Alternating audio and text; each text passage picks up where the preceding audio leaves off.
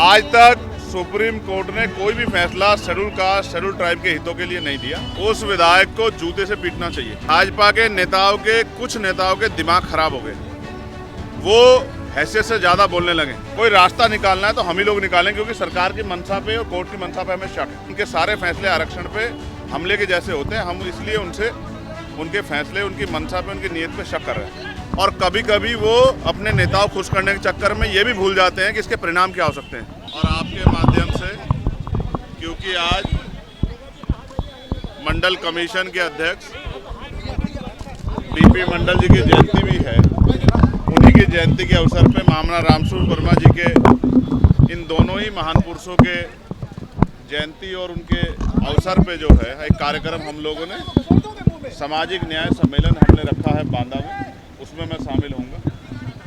उत्तर प्रदेश में जिस तरह के हालात चल रहे हैं, उसमें जिस तरह से अखबार पढ़ने पे तमाम महिलाओं के साथ हत्याएं, रेप, चोरी, डकैती, भ्रष्टाचार की खबरें आ रही हैं, ये उत्तर प्रदेश की कानून व्यवस्था और जो गरीबों, कमजोरों, किसानों की दमन की राजनीति चल रही है, ये उसका सच है।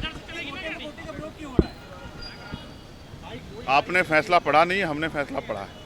हम ये चाहते हैं कि हम भाइयों की एकजुटता बनी रहे, और उस एकजुटता के लिए अब हमने प्रयास किया है कि बहुत जल्द हम शेड्यूल कास्ट की सभी जातियों के लोगों के प्रतिनिधित्व को बिठा के उनसे वार्ता करेंगे।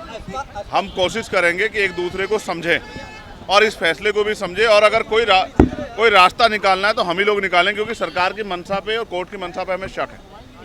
आज तक सुप्रीम कोर्ट ने कोई भी फैसला शेड्यूल कास्ट शेड्यूल ट्राइब के हितों के लिए नहीं दिया, उनकी रक्षा के लिए नहीं दिया। उनके सारे फैसले आरक्षण पे हमले के जैसे होते हैं। हम इसलिए उनसे उनके फैसले, उनकी मंशा पे, उनकी नीयत पे शक कर रहे हैं। रही बात, अब उपचुनाव है, मेरा प्रयास रहेगा इरफान भाई को जिस तरह से उनका उत्पीड़न किया गया है, जिस तरह से उनको सताया गया है, ये किससे छिपा हुआ नहीं। तो मैं कोशिश करूंगा कि आज़ाद समाज पार्टी के जरिए हम लोग उनकी आवाज़ को भी उठाने का काम करें। उस विधायक को जूते से पीटना चाहिए।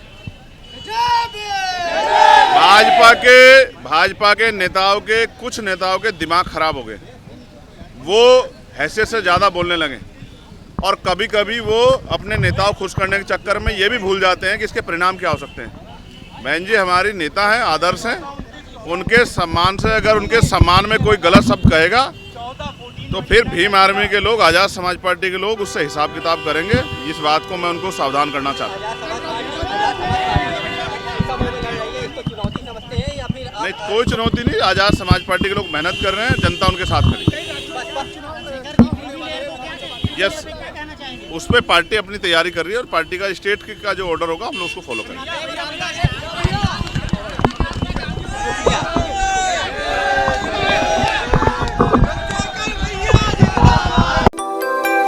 यूपी की हर खबर देखने और उनसे अपडेट रहने के लिए हमारे चैनल श्रेष्ठ यूपी को सब्सक्राइब और लाइक करें। साथ ही बेल आइकन को दबाना ना भूलें, जिससे हमारे हर वीडियो की जानकारी आप तक पहुंचती रहे।